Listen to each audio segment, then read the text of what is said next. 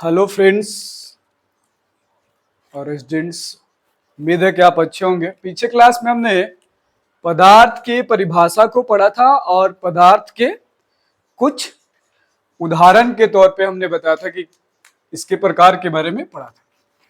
आज हम लोग विस्तार से रासायनिक संगठक के आधार पे या रासायनिक आधार पे पदार्थ कितने वर्गों में बांटा गया है उसके बारे में हम लोग पढ़ेंगे। ठीक है, सबसे पहले पदार्थ को दो भागों में बांटा गया। ठीक है,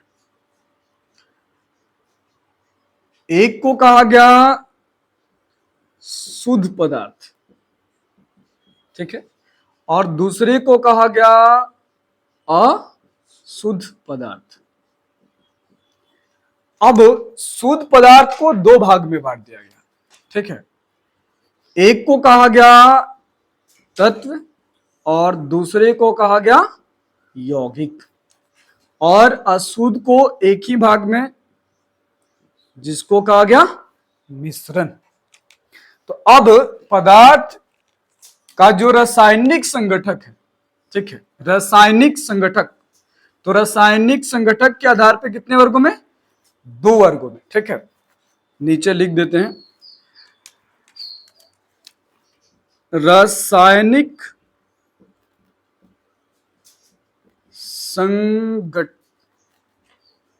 के आधार पर पदार्थ को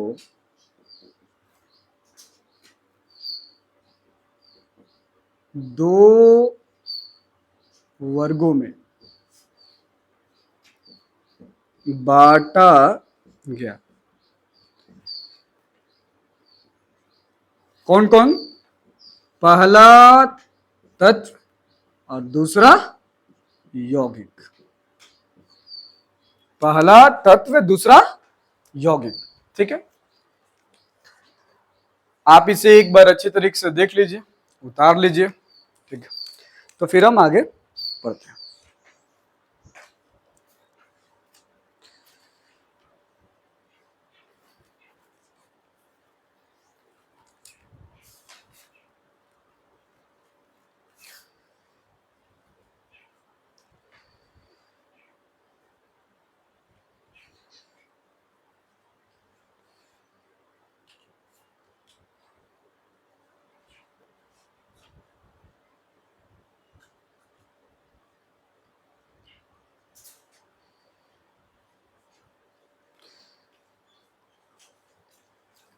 चलिए, हो गया होगा। सबसे पहले हम नीचे वाले को मिटाते हैं।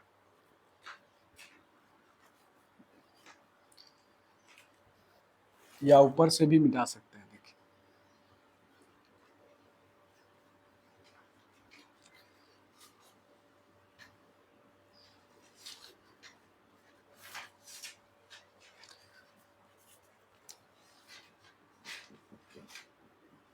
तत्व, तत्व को हम लोग बोलते हैं एलिमेंट्स। क्या बोलते हैं? एलिमेंट्स इंग्लिश में। तत्व किसे कहते हैं? तत्व किसे कहते हैं या तत्व क्या है? What is elements? ठीक है, तत्व क्या है या तत्व किसे कहते हैं? ठीक है, आइए देखते हैं।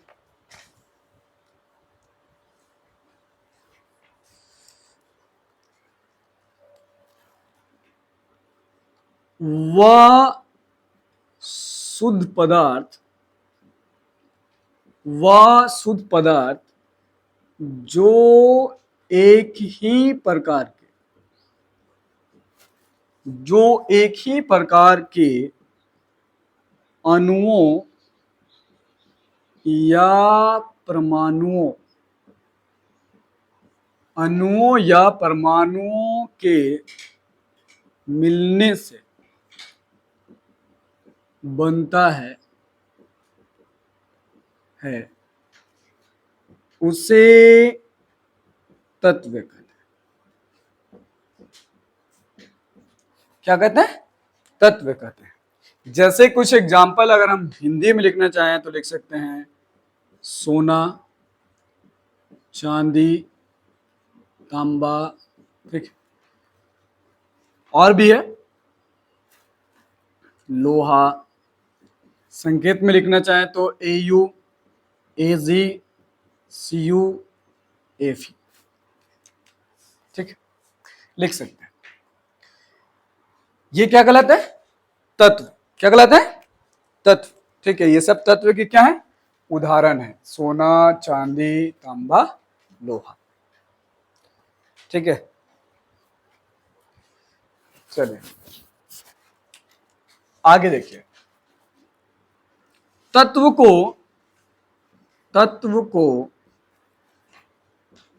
3 वर्गों में विभाजित किया गया है। तत्व को कितने वर्गों में विभाजित किया गया है? 3 वर्गों में, ठीक है। कौन कौन वर्ग है? देखिए, सबसे पहला है धातु, ठीक है। दूसरे को बोलते हैं अधातु, और तीसरे को कहा जाता है उप धातु। तत्व आपको समझ में आ गया? समझ में आया? ठीक। अब देखिए, तत्व को 3 वर्गों में बांटा गया, धातु, अधातु और उपधातु, ठीक। अब ये धातु क्या है, अधातु क्या है, उपधातु क्या है, इसके बारे में आपको पढ़ना है।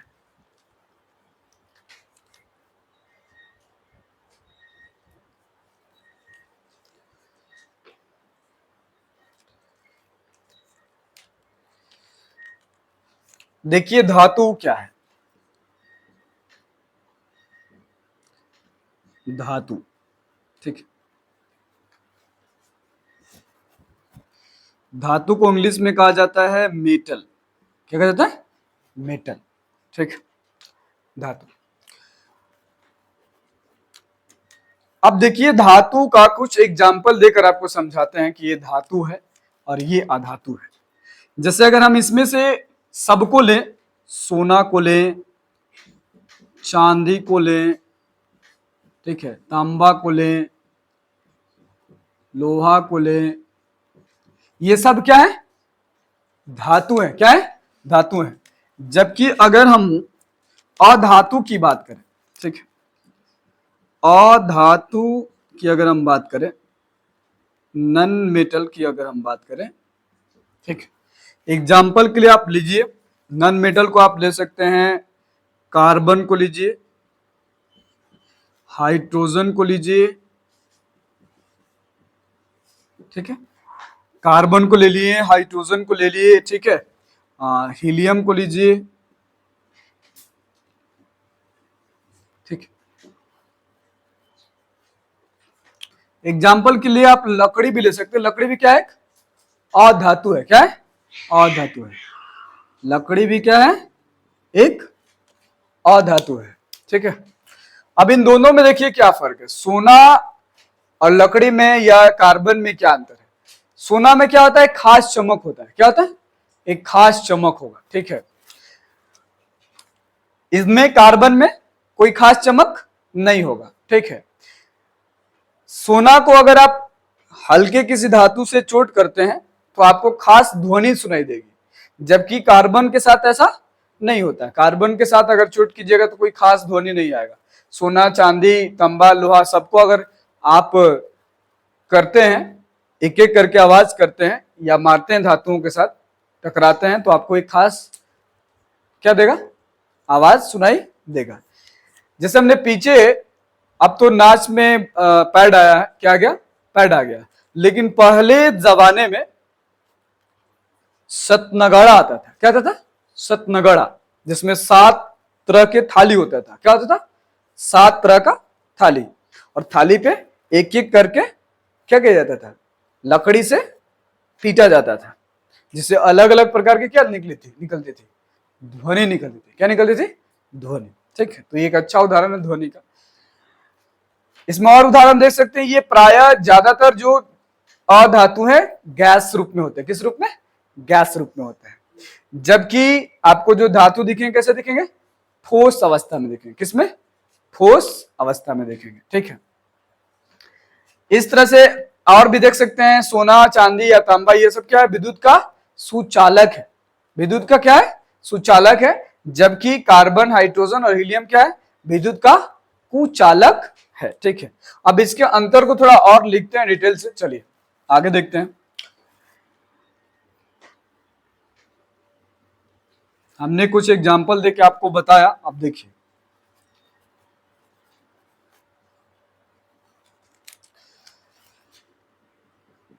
धातु, मेटल, ठीक है, धातु, मेटल। अगर हम इसके डिफरेंस को लिख लें, क्या करें, अगर हम इसके बीच के डिफरेंस को लिख लें तो हमें धातु और अधातु में अंतर करना क्या हो जाएगा, आसान हो जाएगा, या परिभाषित करना आसान हो जाएगा। ठीक है, तब इन दोनों के बीच के अंतर को लिख लेते हैं। ठीक,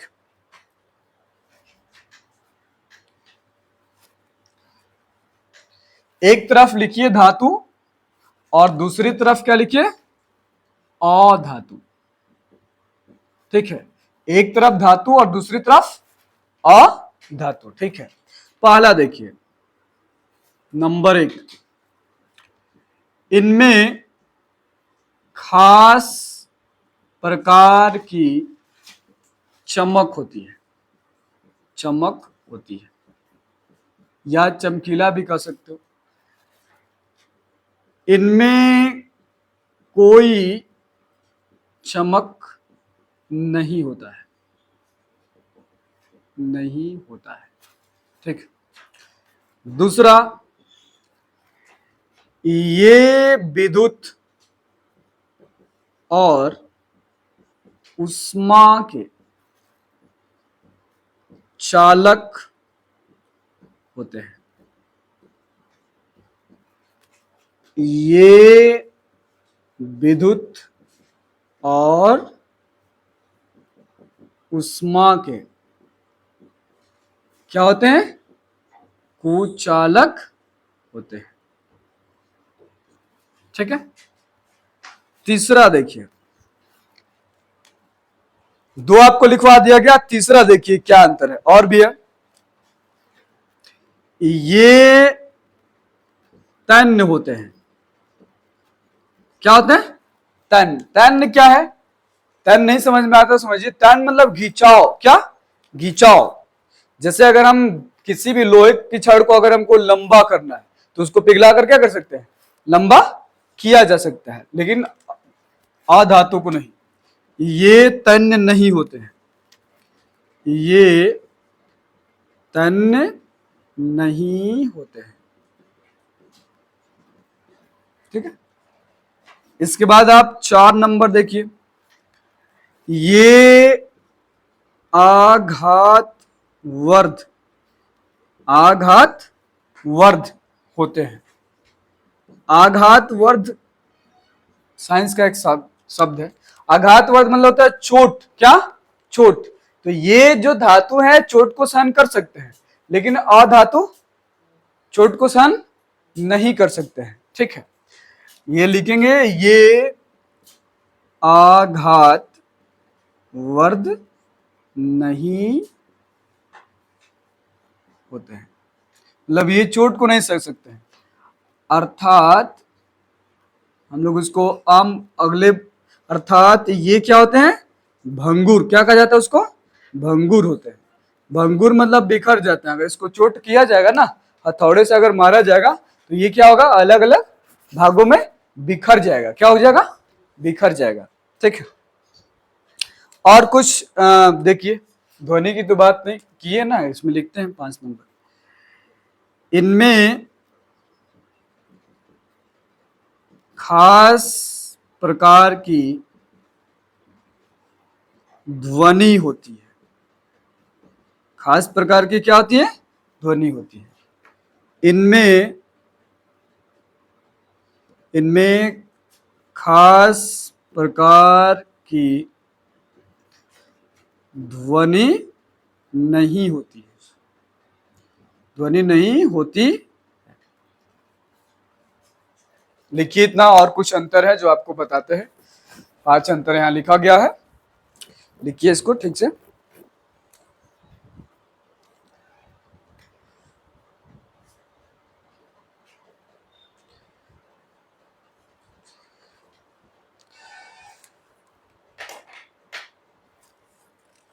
हालांकि आपके लिए 5 काफी है। अब आप लिख सकते हैं धातु किसे कहते हैं।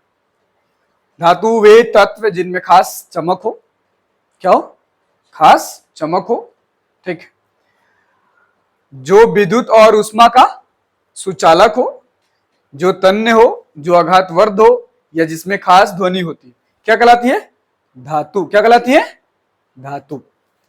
अधातु जिनमें वह तत्व जिनमें चमक नहीं हो, विद्युत और उष्मा के कुचालक हो, ठीक है, तन्य नहीं हो, आघातवर्ध नहीं हो अर्थात भंगुर हो, या खास प्रकार की ध्वनि नहीं पाया जाए, नहीं हो, तब उसको क्या कहेंगे, अधातु।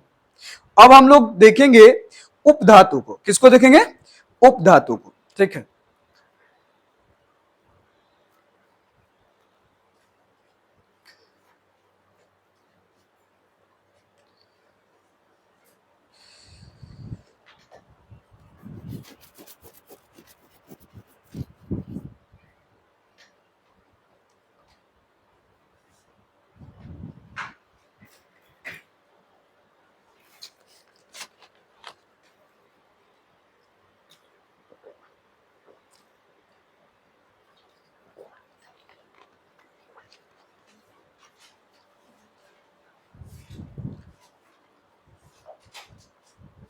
चलिए मिटाते हैं।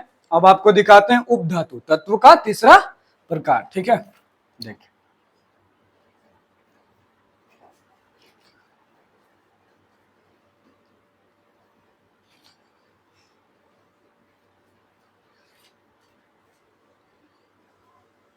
हो गया ना सबका, ठीक।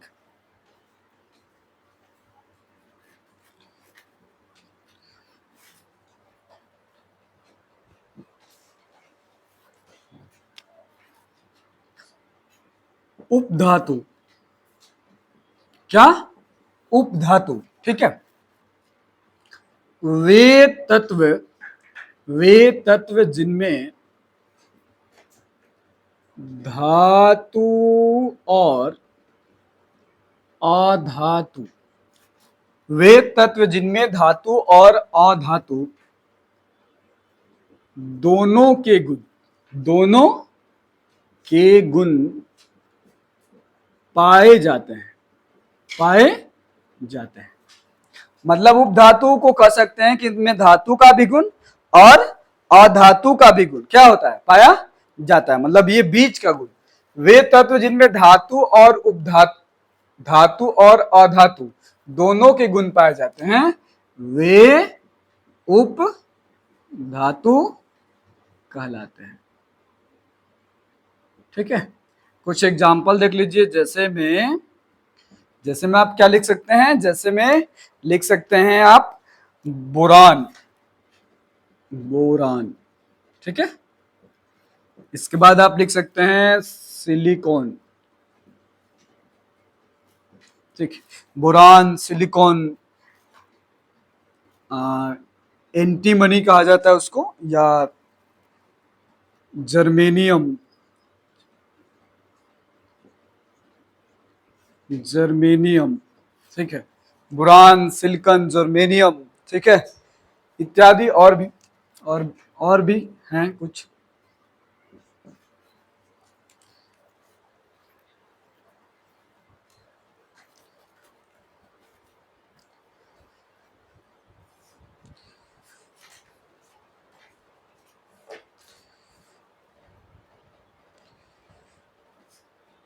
एक और है जिसको हम लोग लिख लेते हैं, यौगिक क्या है, ठीक है, जो हमने अभी पढ़ा था, तत्व और यौगिक। यौगिक, ठीक है, यौगिक को इंग्लिश में कंपाउंड कहा जाता है,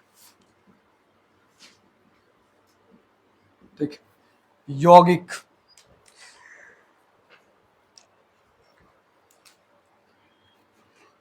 जब दो या दो से अधिक, जब दो या दो से अधिक, जब दो या दो से अधिक तत्व एक निश्चित, जब दो या दो से अधिक, अधिक से अधिक तत्व एक निश्चित अनुपात में, एक निश्चित अनुपात में मिलकर मिलकर एक नए पदार्थ का, एक नए पदार्थ का निर्माण करते हैं, निर्माण करते हैं, तब नए पदार्थ